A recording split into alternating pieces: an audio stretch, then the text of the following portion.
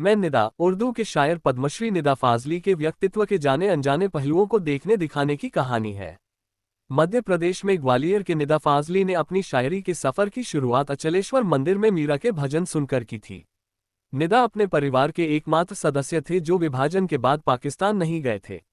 निदा देश के चुनिंदा लेखकों में से एक हैं जो अपनी शायरी, अपनी कहानियों, अपने गीतों, अपने दोहों आदि के लिए प्रसिद्ध हैं। अपने खरेपन, अपनी बेबाकी के लिए जाने जाए वाले निदा फाजली को आधुनिक युग का कबीर भी कहा जाता है। अपने जीवनकाल में ही निदा फाजली की रचनाएं मुहावरों की तरह आम और खास लोगों के बीच लोकप्रिय हो गई थी।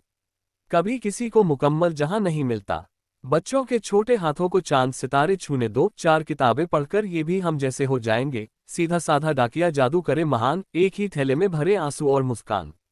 देश के प्रधानमंत्री नरेंद्र मोदी ने संसद में उन्हें श्रद्धांजलि देने के साथ साथ विपक्ष पर तंज कसते हुए उनकी ये कविता पढ़ी थी। अतुल जी, जो मूवीज बनाई गई है इसके पीछे क्या संदेश देने की कोशिश की?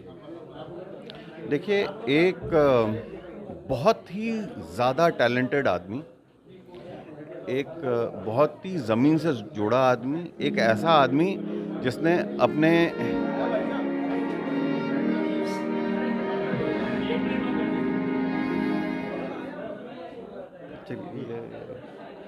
तो एक ऐसा आदमी जो कि ज़मीन से जुड़ा हुआ था, एक ऐसा आदमी जिसने कभी कॉम्प्रोमाइज़ नहीं किया। और वो आदमी, देखिए, मैं तो फिल्म इंडस्ट्री का ही आदमी हूँ। लोगों के पास अथाह पैसा है, अथाह रिसोर्सेज हैं। निदा साहब के घर हम जाते हैं तो एक साधारण आदमी का घर लगता है, दुख होता है। तो ये दुख की अभिव्यक्ति है कि वो इतना बड़ा आदमी आप अपनी जगह नहीं पा पाया।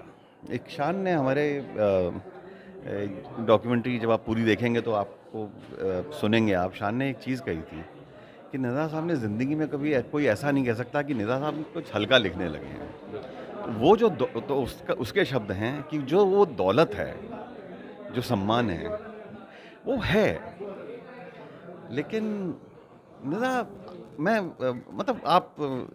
नहीं कह रहा हूँ, ये हमने जो आपको टेस्टिमोनियल्स दिए हैं प्रेस रिलीज़ के साथ में, ये लोगों के अपने कहे हुए हैं। जगजीत सिंह ने सबसे ज़्यादा गज़लें निदा साहब की गाई, और उस समय गाई जब गज़लें हिंदुस्तान में पॉपुलर हो रही थी। तलत अजीज़, बहुत सुंदर सुंदर गाने गाए हैं, आप सुनेंगे फिल्म में उसको। एक आदमी ने इतना अच्छा लिखा, दोहे भी लिखे, शेर भी लिखे, गीत भी लिखे, प्रोज भी लिखा, पोइट्री भी लिखी, सब कुछ लिखा। और इंडस्ट्री में जिस तरीके की अथाह है लोगों के पास, अगर एक अंश उनके लिए, उनके परिवार के लिए होता तो ये दुख की अभिव्यक्ति है। समंदर की गहराई समंदर के नाम से ही है, उसमें उतरने वाले उसकी तह भी नहीं पाते। कुछ इसी तरह का हाल फिल्म इंडस्ट्री में ग्वालियर में जन्मे निदा फाजली का भी है, जिन्होंने अपनी पूरी ज़िंदगी में बहुत ही बेहतरीन गाने, उम्दा शेर और बहुत ही अच्छी शायरियाँ लोगों के लिए छोड़ी हैं, उनको पढ़ने के लिए छोड़ी हैं।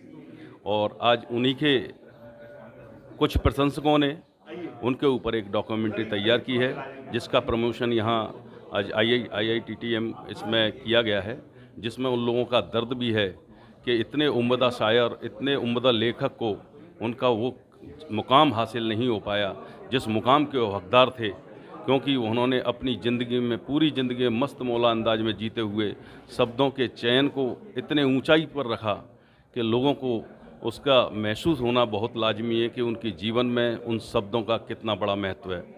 मैं नारायण बांदिल, सहयोगी राजीव गुप्ता के साथ, भारत मत के लिए।